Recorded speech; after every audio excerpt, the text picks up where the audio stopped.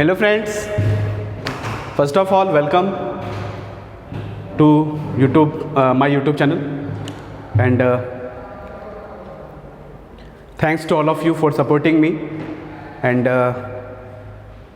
these videos are really helpful for you, and मैं हमेशा चाहता हूँ कि इस तरह का वीडियो लेक्चर प्रोवाइड करूँ आपको कि जो आपको बहुत इजी वे में समझ में आ जाए, ठीक है। और क्योंकि कोई भी एग्ज़ाम जो आप देने जाएंगे उसमें जो भी क्वेश्चंस रहेंगे वो आपका बहुत इजी वे में हैंडल हो सके, ठीक है।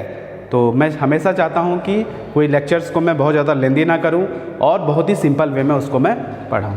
आपको तो अभी पता ही है कि हम लोग अभी डॉट प्रोडक्ट पढ़ रहे हैं। डॉट प्रोडक्ट में प्रीवियस में 2-3 लेक्चर्स में हम लोग कुछ उससे रिलेटेड कॉन्सेप्ट्स जो भी थे वो हम लोग जाने, कुछ प्रॉब्लम्स भी देखा। अभी प्रॉब्लम की ही बारी है, इसलिए हम प्रॉब्लम्स ही बनाएंगे। तो एक प्रॉब्लम बोर्ड पे लिखा हुआ है, आप देख सकते हैं, और ये बहुत इंटरेस्टिंग प्रॉब्लम है और ये क्वेश्चंस जो है आपको मिल जाएगा, हर बुक में मिल जाता है। कह रहा है कि ABC are mutually perpendicular vectors, ठीक है, with equal magnitude so that ये जो vector A plus B plus C are equally inclined with A vector B vector C vector, मतलब इन तीनों के साथ इक्वली इंक्लाइंड है, मतलब तीनों के साथ सेम एंगल बना रहा है, ऐसा आपको दिखाना है, ठीक है। तो क्वेश्चंस पढ़िए और उसमें जो भी डाटा इन्फॉर्मेशन दिया हुआ है इन्फॉर्मेशन के तौर पे उसको आप कलेक्ट कर लीजिए। तो इन्फॉर्मेशन, पहला इन्फॉर्मेशन क्या था कि A वेक्टर जो है का मैग्नीट्यूड, सॉरी, ये ABC आपस में म्यूचुअली परपेंडिकुलर है। कहने का मतलब A dot B, B dot C, C dot A, ये सब के सब आपका जीरो है, क्योंकि दो वेक्टर अगर म्यूचुअली परपेंडिकुलर होता है, सॉरी, दो वेक्टर अगर परपेंडिकुलर होता है तो डॉट प्रोडक्ट जीरो हो जाता है। इसी बेसिस पे हम कह सकते हैं कि A डॉट B भी जीरो होगा, B डॉट C भी जीरो होगा और C डॉट A भी जीरो हो जाएगा। चलिए, इतना है। और उसके बाद जो दूसरा इन्फॉर्मेशन है कि सारे के सारे का मैग्नीट्यूड जो है आपका सेम है, तो सबका मैग्नीट्यूड हम A मान लेते हैं। क्लियर? चलिए आइए, अब क्या करेंगे। कहता है कि ये जो A plus B plus C है ये आपका क्या है, इक्वली इंक्लाइन है। किसके साथ? तो A के साथ भी इक्वली इंक्लाइन है, B के साथ भी है, C के साथ भी है, ठीक है। तो ये हम लोग देखना चाहते हैं। इक्वली इंक्लाइन करने का मतलब बीच का एंगल निकालना है हमको, ठीक है। तो A plus B plus C में A के साथ कितना एंगल बनाया, B के साथ कितना एंगल बनाया, C के साथ कितना एंगल बनाया, ये हमको देखना है। हम लोग क्या करते हैं, अब वर्कआउट करते हैं। सबसे पहले A plus B plus C का स्क्वायरिंग कर देते हैं। किसी वेक्टर का स्क्वायर हम लोग पढ़ चुके हैं, तो this is equal to A square plus B square plus C square plus twice of A dot B plus B dot C plus C dot A हो जाएगा, ठीक है। इसको हम कलेक्ट किए। हमको पता है कि ABC तीनों A ही है, तो this is A square plus A square plus A square plus twice of, बाकी सब के सब जीरो है तो यहाँ जीरो लिख देंगे। तो अल्टीमेटली कितना मिला, तो ये हो जाएगा 3A का स्क्वायर, ठीक है। तो यहाँ से किसी वेक्टर का स्क्वायर मतलब उसके मैग्नीट्यूड का स्क्वायर, तो therefore A plus B plus C vector का मैग्नीट्यूड का स्क्वायर जो होगा वो इतना हो जाएगा। तो यहाँ से A vector plus B vector plus C vector का जो मैग्नीट्यूड है वो हो गया आपका √3A हो जाएगा। ये हमको पता चल गया, ठीक है। चलिए आइए, अब हम क्या करते हैं, मान लेते हैं let alpha be angle between, alpha किसके किसके बीच का एंगल है, तो A vector and A vector plus B vector plus C vector, ठीक है। तो therefore A dot A vector plus B vector plus C vector, ठीक है, इज इक्वल टू कितना लिखेंगे जी, A का मैग्नीट्यूड A और इसका मैग्नीट्यूड कितना आया था, √3A, और इसका बीच का एंगल अल्फा, तो यहाँ लिखेंगे कॉस अल्फा, ठीक है। अब A को A के साथ करेंगे डॉट, तो बोलो कितना हो जाएगा, A का स्क्वायर प्लस A को B के साथ डॉट करेंगे तो हो जाएगा A डॉट B, और A को C के साथ करेंगे तो हो जाएगा A डॉट C, और दिस इज इक्वल टू यहाँ हो जाएगा √3A का स्क्वायर और ये हो जाएगा कॉस अल्फा, ठीक है। ये दोनों जीरो हो जाएगा, तो हो जाएगा A square plus 0 plus 0 is equal to √3A square, ये हो जाएगा कॉस अल्फा।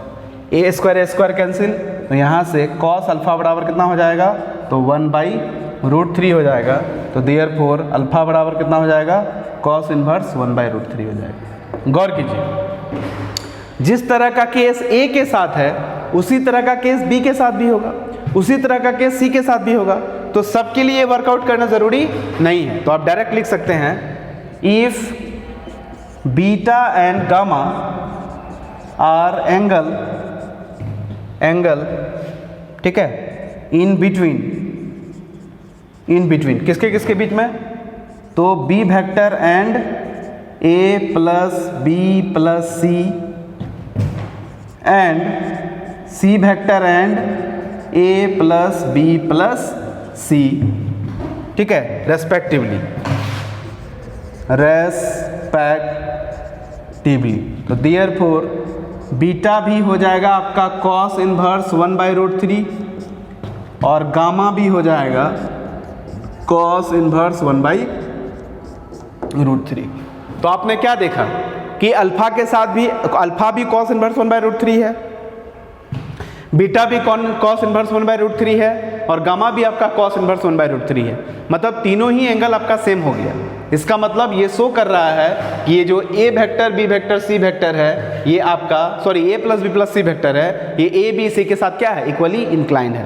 यहाँ लिखेंगे हैंस प्रूव्ड, कुछ लिखने की जरूरत नहीं है, सीधे लिखेंगे हैंस प्रूव्ड, ठीक है। तो ये शो कर रहा है कि ये जो तीनों वेक्टर है ए बी सी, ये ए प्लस बी प्लस सी के साथ क्या कर रहा है, इक्वली इंक्लाइंड है। सो ये बहुत इंटरेस्टिंग क्वेश्चन है। अब क्या करता है, किसी किसी बुक में देखिएगा, ये क्वेश्चन तो आपको मिल ही जाएगा, इसके साथ एक क्वेश्चन और मिलता है, आई जे के बारे में इंफॉर्मेशन देता है। तो हमको पता है आई जे के तीनों यूनिट वेक्टर है, मैग्नीट्यूड 1 हो जाएगा। ऑब्वियसली तीनों म्यूचुअली परपेंडिकुलर है तो वो भी 1 हो जाएगा। तो आपको कहेगा कि आई जे के जो है आई प्लस जे प्लस के साथ क्या है, इक्वली इंक्लाइंड है, ये शो करेगा। आपको ये इन्फॉर्मेशन नहीं देगा कि वो तीनों इक्वली म्यूचुअली परपेंडिकुलर है, क्योंकि वो तो होता ही होता है। और साथ में ये भी इन्फॉर्मेशन नहीं देगा कि सबका मैग्नीट्यूड इक्वल है, क्योंकि वो भी होता है, ठीक है। तो सीधे लिखिएगा कि शो कीजिए कि आई प्लस जे प्लस के जो है वो आई जे के साथ इक्वली इंक्लाइंड है, ऐसा आपको शो करना है। तो सिमिलर है, बस ए बी सी की जगह में आप रिप्लेस कर दीजिए आई जे के, आपको फाइनल आंसर आ जाएगा। और आपका जो ये डाटा आता है एंगल, वो भी आपका सेम आता है और वो हो जाएगा cos inverse 1/√3, same to same आता है, कोई फर्क नहीं पड़ता है, ठीक है। चलते हैं दूसरा क्वेश्चन देखते हैं।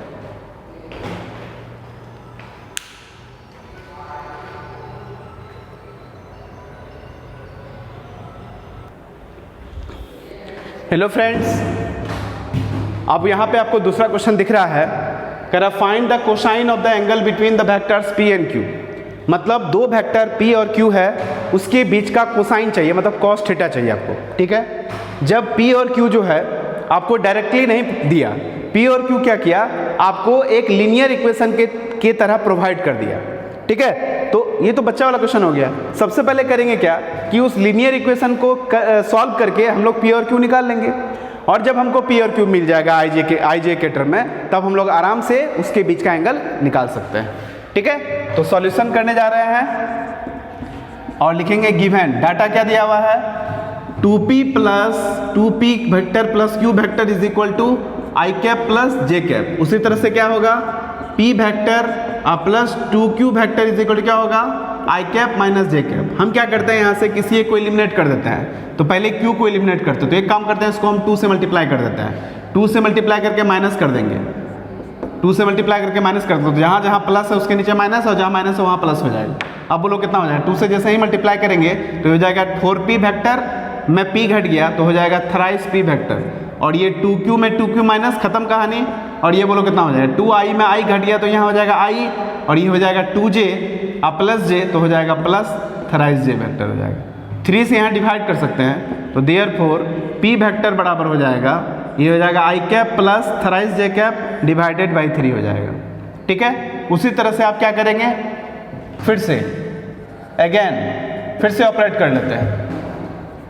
बोलो कितना हो जाएगा, 2p वेक्टर यहाँ पे कर ले, 2p vector plus q vector is equal to i plus j, और ये हो जाएगा p vector plus 2q vector is equal to i minus j। इस बार जो है p को एलिमिनेट कर देते हैं, तो एक काम करेंगे, इस बार इसको 2 से मल्टीप्लाई करके माइनस कर दें, minus minus plus minus plus minus plus, ठीक है। बोलो कितना हो जाएगा, इस बार p खत्म और q कितना हो जाएगा, तो माइनस थ्राइस q वेक्टर, और ये हो जाएगा आपका इतना में इतना गया तो ये हो जाएगा माइनस i कैप, और ये जुड़ जाएगा तो प्लस हो जाएगा थ्राइस j कैप, ठीक है। माइनस मल्टीप्लाई कर दो, 3 से डिवाइड कर दिए, तो therefore q vector is equal to हो जाएगा I cap minus thrice J cap divided by 3, तो पी क्यू जो है वह आई और जे के टर्म में निकल गया आपका। ठीक है, ये आप देख सकते हैं। चलिए मान लेते हैं लेट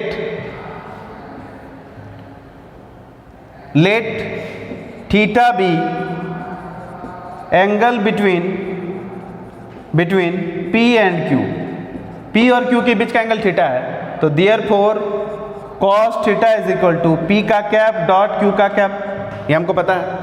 तो this is equal to p vector dot q vector divided by p q का मैग्नीट्यूड, और this is equal to p q का मल्टीप्लाई करोगे तो कितना, आई का आई के साथ तो हो जाएगा 1 और जे के साथ तो हो जाएगा -9, और डिवाइडेड बाय कितना होगा 3 × 3, तो ये हो जाएगा 9। ये हो गया पी डॉट क्यू। और मैग्नीट्यूड, तो पी का मैग्नीट्यूड कितना हो जाएगा, तो √10/3 इंटू, और क्यू का मैग्नीट्यूड भी कितना होगा, तो हो जाएगा √10/3। ये इसके साथ कैंसिल हो गया, तो अल्टीमेटली कितना हो गया, तो -8/10 कहने का मतलब -4/5 हो गया। तो देयरफॉर जो cosine of angle between them होगा वो हो जाएगा -5/4। ये आपका आंसर होना चाहिए। ठीक है, ये मैं एक बार क्रॉस चेक कर लेता हूँ। ठीक है, ये आपका फाइनल आंसर हो गया। आप यहाँ देख सकते हैं राइट हैंड साइड में दिख रहा है, ये कहानी है। ठीक है, तो कुछ नहीं है, ये जस्ट P और Q जो है आपका जस्ट लाइक लीनियर इक्वेशन की तरह प्रोवाइड कर दिया। आप सिंप्लीफाई करने के लिए जाते हैं, यहाँ पे एलिमिनेशन मेथड लगा दिए।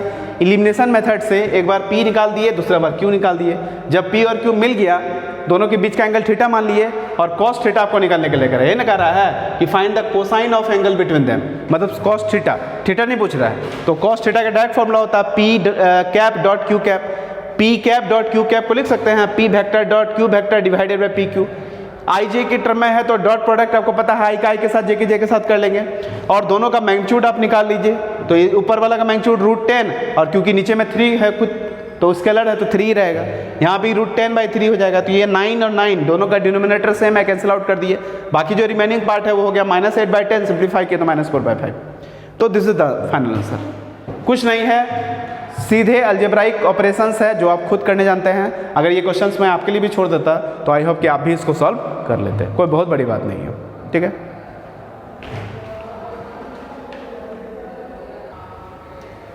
हेलो फ्रेंड्स, ये क्वेश्चन देख सकते हैं। ये क्वेश्चन कितना इंटरेस्टिंग है ये आपको पता चल जाएगा। ए वेक्टर का मैग्नीट्यूड दिया हुआ है 3, बी वेक्टर का मैग्नीट्यूड 1, सी वेक्टर का मैग्नीट्यूड 4। तीनों का ऐड, तीनों वेक्टर का जो रिजल्टेंट है वो आपका 0 दिया हुआ है, और तब आपसे पूछ रहा है कि a dot b, b dot c और सी डॉट ए का वैल्यू बताइए। गौर कीजिए, आपको एक रिजल्ट हम बताए थे और वो बहुत इंपॉर्टेंट रिजल्ट था। रिजल्ट था a + b + c का होल स्क्वायर का वैल्यू। ठीक है, मैं फिर से इसको यहाँ पे थोड़ा शॉर्टली डेराइव कर देता हूँ। तो यहाँ लिखेंगे वी हैव, क्योंकि वो उसी पर बेस्ड क्वेश्चन है। क्या था कि a vector plus b vector plus c vector का जब हम स्क्वायर करेंगे तो हमको मिलता है a square plus b square plus c square plus twice of a dot b plus b dot c plus c dot a आ जाता है। ये हम लोग देख चुके हैं। चलिए, किसी वेक्टर का स्क्वायर मतलब उसके मैग्नीट्यूड का स्क्वायर, तो this plus this plus this, a plus b plus c का मैग्नीट्यूड का स्क्वायर, कहने का मतलब a square plus b square plus c square plus twice of, इसका वैल्यू पूछ रहा है। तो ये हो जाएगा a dot b plus b dot c plus c dot a। चलिए, ये a plus b plus c का मैग्नीट्यूड, जो a plus b plus c का मैग्नीट्यूड मतलब दोनों तरफ मॉड लगा देंगे तो वैल्यू आंसर कितना होगा 0। तो this is 0 is equal to a square, a का मैग्नीट्यूड कितना है 3, तो ये हो जाएगा 9, प्लस b का मैग्नीट्यूड कितना है 1, तो 1 का स्क्वायर 1, c का मैग्नीट्यूड कितना है 4, तो ये हो जाएगा 16, अब प्लस यहाँ हो जाएगा 2, ये हो जाएगा a dot b plus b dot c plus c dot a। ठीक है, सिंप्लीफाई कीजिए, 16 प्लस 9 25, 1 26, तो इधर आ जाएगा। तो -26 divided by 2 is equal to a dot b plus b dot c plus c dot a। तो अल्टीमेटली आपका आंसर आ रहा है कि a dot b plus b dot c plus c dot a, इन सब का जो आंसर आया वो है -13। ये आपका फाइनल आंसर। तो इस क्वेश्चन में कोई दम नहीं है, बस एक रिजल्ट था जिसको आपको माइंड में सेट करके रखना है। अगर ये रिजल्ट आपको आता है तो आंसर आप बहुत ही क्विकली दे सकते हैं। ठीक है, let us see next some another problem.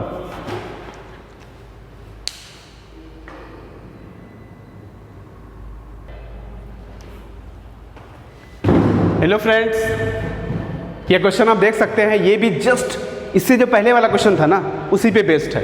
Same to same question है, बस थोड़ा सा इन्फॉर्मेशंस थोड़ा चेंज है, ठीक है। और जो वहाँ पे एप्लीकेशंस किए थे जिस फार्मूला का, सेम फार्मूला यहाँ भी लगेगा आपका, ठीक है। एक बार क्वेश्चंस को हम लोग रीडिंग कर लेते हैं। कहता है a b c are 3 unit vectors. Unit vector means magnitude 1 1 1 दिया हुआ है। सच दैट, इस तरह से है कि A vector is perpendicular to the plane of B and C. याद कीजिए, ए जो है बी सी के प्लेन के परपेंडिकुलर है, इसका मतलब ए बी के साथ भी परपेंडिकुलर होगा और ए जो है सी के साथ भी परपेंडिकुलर होगा। चलिए आइए, तो बीच का एंगल 90 डिग्री हो गया। चलिए आइए, तो इसलिए डॉट प्रोडक्ट 0 हो जाएगा। फिर आते हैं कि बी और सी वेक्टर के जो बीच का एंगल है वो दिया हुआ है आपका π/3, ठीक है। तो कहता है फाइंड कीजिए दिस, इसका वैल्यू फाइंड कीजिए, ए प्लस बी प्लस सी का मैग्नीट्यूड क्या होगा, ठीक है। तो सॉल्यूशन, सबसे पहले इंफॉर्मेशन जो दिया हुआ है, ठीक है, क्या दिया हुआ है कि ए वेक्टर, बी वेक्टर और सी वेक्टर का मैग्नीट्यूड सबका 1 है, ठीक है। और क्या दिया हुआ इंफॉर्मेशन है कि ए का सी के साथ और बी का, सॉरी ए का बी के साथ और ए का सी के साथ डॉट प्रोडक्ट क्या होगा, 0 हो जाएगा। क्यों? क्योंकि ए जो है वो बी और सी के प्लेन के परपेंडिकुलर है, मींस बी पे भी परपेंडिकुलर होगा और सी पे भी परपेंडिकुलर होगा, दैट्स व्हाई डॉट प्रोडक्ट 0 हो जाएगा, ठीक है। एंड ये मान लो आपका बी वेक्टर है और ये मान लो सी वेक्टर है, तो दोनों के बीच का जो एंगल है वो आपका दिया हुआ है और वो आपका कितना है, π/3 रेडियन दिया हुआ है। इतना सारा इंफॉर्मेशन आपको प्रोवाइड किया हुआ है, ठीक है। चलिए अब हम क्या करेंगे, मेरे पास फार्मूला है, कौन सा फार्मूला है, तो a plus B plus c का स्क्वायर इज इक्वल टू हो जाएगा a square plus b square plus c square plus twice of a dot b plus b dot c plus c dot a. ये हमको पता है पहले से, ठीक है। चलिए आइए, किसी वेक्टर का स्क्वायर मीन्स उसके मैग्नीट्यूड का स्क्वायर, तो हो जाएगा a plus B plus c का मैग्नीट्यूड का square, this is equal to, एक मिनट, चलिए, इज इक्वल टू ए का मैग्नीट्यूड कितना है 1, बी का मैग्नीट्यूड कितना है 1, सी का मैग्नीट्यूड कितना है 1, तो 1 का स्क्वायर 1 हो जाएगा, plus twice of a dot b कितना है 0, बी डॉट सी, देखो बीच का बी का मैग्नीट्यूड 1, सी का मैग्नीट्यूड 1 और बीच का एंगल 60 डिग्री मतलब π/3 रेडियन, और प्लस सी डॉट ए कितना है 0, तो ये 0 हो गया, ये लिख सकते हैं। तो दिस इज इक्वल टू, ये हो जाएगा a plus B plus c का मैग्नीट्यूड का स्क्वायर इज इक्वल टू 1 + 1 + 1 कितना हो गया 3 प्लस 2 इंटू कॉस 60 डिग्री का वैल्यू कितना आता है 1/2, तो अल्टीमेटली कितना हो गया, ये 1 प्लस 3 तो अल्टीमेटली हो गया 4। तो देयरफॉर ये हो जाएगा a plus B plus c का मैग्नीट्यूड इज इक्वल टू हो जाएगा 2। बहुत लोग क्या करता है, इधर स्क्वायर है और इधर 4 है तो उधर जाएगा तो क्या होगा, स्क्वायर रूट ऑफ 4, तो +-2 लिख देता है। आपको बता दें ये मैग्नीट्यूड है ना, मैग्नीट्यूड नेगेटिव कैसे हो सकता है, मैग्नीट्यूड जब भी होगा पॉजिटिव होगा, इसलिए आंसर जो है +-2 ना लिख करके सिंपली क्या लिखेंगे, 2 लिखेंगे, ठीक है। तो इस क्वेश्चन का जो आंसर होगा वो आपका 2 हो जाएगा, मतलब magnitude of a plus B plus c is equal to 2। बहुत सिंपल है, सिर्फ इंफॉर्मेशन यूज करना है।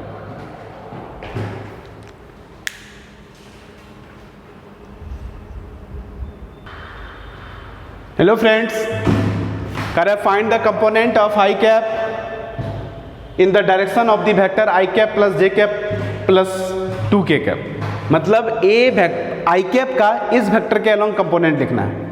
डायरेक्ट फार्मूला हम लोग को पता है, चलिए लिखेंगे सॉल्यूशंस। लेट a वेक्टर बराबर हो जाएगा i कैप मान लिए, और b वेक्टर हो जाएगा i cap plus j cap plus 2k cap. एक काम करते हैं, यहाँ पे b वेक्टर का मैग्नीट्यूड मतलब मैग्नीट्यूड भी निकाल लेते हैं। तो b वेक्टर का मैग्नीट्यूड कितना हो जाएगा 1 + 1 + 4, तो ये हो जाएगा आपका √6, ये निकल गया, ठीक है। सबसे पहले हम लोग क्या करेंगे, प्रोजेक्शन निकालेंगे। Projection of a along b, क्या होता है a along b का प्रोजेक्शन, तो a vector dot b cap, कहने का मतलब a dot b divided by b का मैग्नीट्यूड। a डॉट b कैसे निकालेंगे, तो i का i के साथ 1 और b का मैग्नीट्यूड कितना आया था √6, तो ये आपका प्रोजेक्शन हो गया। लेकिन हमको निकालने के लिए कह रहा है कंपोनेंट, तो हमको पता है कंपोनेंट जो होता है वो प्रोजेक्शन वेक्टर होता है। तो देयरफॉर लिखेंगे कंपोनेंट ऑफ आई मतलब ए वेक्टर अलोंग बी वेक्टर, तो दिस इज इक्वल टू क्या होगा, प्रोजेक्शन वेक्टर, तो हो जाएगा 1/√6 और बी का कैप। ठीक है, चलिए आइए, तो यहाँ this is equal to 1/√6 b का कैप मतलब b vector divided by b vector का मैग्नीट्यूड।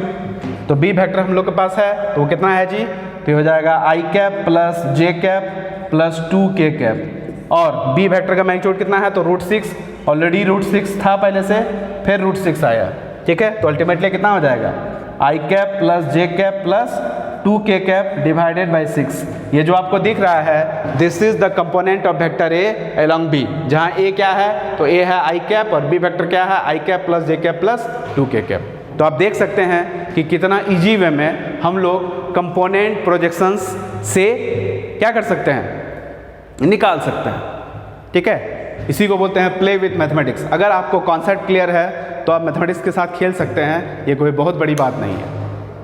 ठीक है, चलिए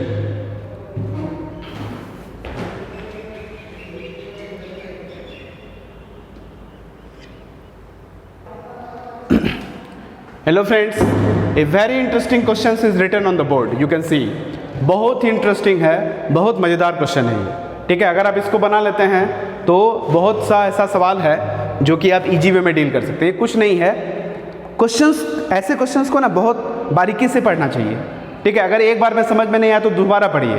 ठीक है, और जो क्वेश्चंस का इन्फॉर्मेशन है उसको आप कैरी कर जाइए, उसको आप बनाइए, आपका आंसर अपने आप आता है। ठीक है, पहला लाइन क्या है, कह रहा है कि बीटा एक वेक्टर दिया हुआ है और गामा कोई दूसरा वेक्टर है, ये आपस में परपेंडिकुलर है, और ये दोनों वेक्टर कहाँ है आपस में, एक्स वाई प्लेन में है। इसका मतलब यहाँ पे आई कैप और जे कैप होगा, के कैप की कोई बात ही नहीं है। चलिए, तो हम लोग क्या करेंगे, सॉल्यूशन लिखते हैं। बीटा वेक्टर आपका कितना है, तो 4 आई cap plus thrice J cap लेते हैं। ठीक है, और गामा के बारे में क्या बोला कि बीटा और गामा आपस में परपेंडिकुलर है। हमको पता है किसी वेक्टर के परपेंडिकुलर जो है इन्फिनाइट नंबर ऑफ वेक्टर्स होगा। ठीक है, और दो वेक्टर अगर परपेंडिकुलर है तो डॉट प्रोडक्ट 0 होगा। तो डॉट प्रोडक्ट एक ही शर्त पे 0 होगा जब हम आपस में x और y का जो कोफिशिएंट है उसको इंटरचेंज कर देंगे और कहीं एक जगह साइन चेंज कर लेंगे। तो इसका मतलब ये हुआ कि इसको हम थराइस i कर देते हैं और प्लस ये इसका हम 4j कर लेते हैं। आप ही बताइए, अगर हम सॉरी यहाँ पे कहीं ना कहीं साइन चेंज कर लेते तो यहाँ साइन चेंज कर, अगर हम इन दोनों का डॉट ले लें तो i का i के साथ कितना हो जाएगा, 4 × 12 और j का j के साथ -12 प्लस 12 -12 मिलके 0 हो जाएगा। तो ये तो क्लियर हो गया कि ये दोनों आपस में परपेंडिकुलर है, और ये i j में भी है, इसका मतलब एक्स वाई प्लेन में है। लेकिन ये तो एक पार्टिकुलर हो गया ना, तो अगर यही लिखना होगा तो क्वेश्चन में लिख नहीं देता आपको। ठीक है, तो कभी भी हम लोग पार्टिकुलर आंसर नहीं लिख सकते हैं। क्वेश्चन में कह रहा है कि गामा और बीटा आपस में परपेंडिकुलर है, लेकिन गामा के बारे में इंफॉर्मेशन एग्जैक्ट नहीं दिया हुआ है, तो यहाँ पे आप एग्जैक्ट नहीं लिख सकते हैं, उसके कॉरेस्पॉन्डेंस में बात कर सकते हैं। और हमको पता है किसी एक वेक्टर के perpendicular infinite number of vectors होगा, तो हम लोग करेंगे क्या कि इसको लैम्डा से क्या करेंगे, मल्टीप्लाई कर देंगे। तो जितना नया नया लैम्डा होगा वो कुछ भी यहाँ इसके साथ प्रोडक्ट करोगे तो हमेशा 0 हो जाएगा। ठीक है, तो यहाँ लिखेंगे where lambda is an arbitrary constant, ये आपको मेंशन करना पड़ेगा। मतलब इसमें एक अननोन पैरामीटर तो डालना ही डालना है, आप नॉन नहीं लिख सकते हैं। ठीक है, अब लेमडा नेगेटिव हो जाएगा तो उस केस में ये वाला टर्म नेगेटिव, ये पॉजिटिव, तब भी आपका प्रोडक्ट डॉट प्रोडक्ट 0 हो रहा है। तो ये आपको करना पड़ेगा अकॉर्डिंग टू क्वेश्चन। तो बीटा गामा पता हो गया। चलिए अब दूसरा लाइन पढ़ते हैं, अगर आप find all the vectors in the same plane, उसी प्लेन में मतलब एक्स वाई प्लेन में ही सारा वेक्टर निकालिए जो जिसका प्रोजेक्शन किसके किसके साथ, तो बीटा और गामा के साथ कितना कितना दिया हुआ है, 1 और 2 रिस्पेक्टिवली। हमको जो मानना है, लेट रिक्वायर्ड वेक्टर्स हम मान लेते हैं रिक्वायर्ड वेक्टर अल्फा है, और अल्फा मेरा क्या है, तो li प्लस mj, ये हम मान लिए। ठीक है, अब क्या करेंगे, अकॉर्डिंग टू क्वेश्चन, क्योंकि हमको कह रहा है उसी प्लेन में वेक्टर चाहिए, इसलिए हम वेक्टर मान लिए li plus mj, x y plane में ही है। अब क्वेश्चन क्या कह रहा है कि ये जो आपका वेक्टर होगा अल्फा, ये बीटा के साथ प्रोजेक्शन बना रहा है जिसका वैल्यू कितना है, 1। इसका मतलब अल्फा का बीटा पर प्रोजेक्शन लेंगे। ठीक है, तो यहाँ लिखेंगे projection of alpha vector on beta vector, तो बोलो कितना हो जाएगा, अल्फा वेक्टर डॉट बीटा का कैप, है ना, लिखेंगे जी अल्फा वेक्टर डॉट बीटा का कैप। तो अल्फा वेक्टर मतलब l i plus m j और उसके साथ डॉट बीटा का कैप मतलब बीटा वेक्टर, तो बीटा वेक्टर कितना है 4i प्लस थराइस जे और इसका कैप मतलब इसका मैग्नीट्यूड, तो मैग्नीट्यूड कितना हो जाएगा, तो ये हो जाएगा 5, ठीक है। 4 का स्क्वायर प्लस 3 का स्क्वायर का स्क्वायर रूट 16 प्लस 9 25 का स्क्वायर रूट 5, अल्टीमेटली कितना हो गया यहाँ पे, तो ये हो जाएगा 4l plus thrice m divided by 5। ये किसका वैल्यू आया, ये आया projection of alpha on beta. आपको बता दें कि प्रोजेक्शन जो है कितना दिया हुआ 1, तो दिस इज इक्वल टू कितना हो गया 1, ठीक है। तो देयरफॉर यहाँ से आपको मिल गया 4l plus 3m is equal to 5, इसको मान लो इक्वेशन नंबर 1। उसी तरह से फिर लिख सकते हैं projection of alpha vector on gamma vector, कितना हो जाएगा जी प्रोजेक्शन अल्फा का गामा पे, तो ये हो जाएगा अल्फा वेक्टर डॉट गामा का कैप, है ना, होगा। चलिए आइए अल्फा डॉट गामा का कैप, तो अल्फा तो आपको पता हो गया l i plus m j और गामा का कैप मतलब गामा वेक्टर, तो ये हो जाएगा लेमडा हाँ थराइस आई माइनस 4j डिवाइडेड बाई इसका मैग्नीट्यूड, तो मैग्नीट्यूड हो जाएगा लेमडा और ये हो जाएगा 5, ठीक है। लेमडा लेमडा कैंसिल, तो this is equal to 3l minus 4m, ठीक है, डिवाइडेड बाई 5 और अकॉर्डिंग टू क्वेश्चन दिस बराबर कितना दिया हुआ है 2, तो यहाँ हो जाएगा 2। तो एक रिजल्ट आ गया 3l माइनस 4m बराबर 10, ये कितना नंबर हुआ 2 नंबर।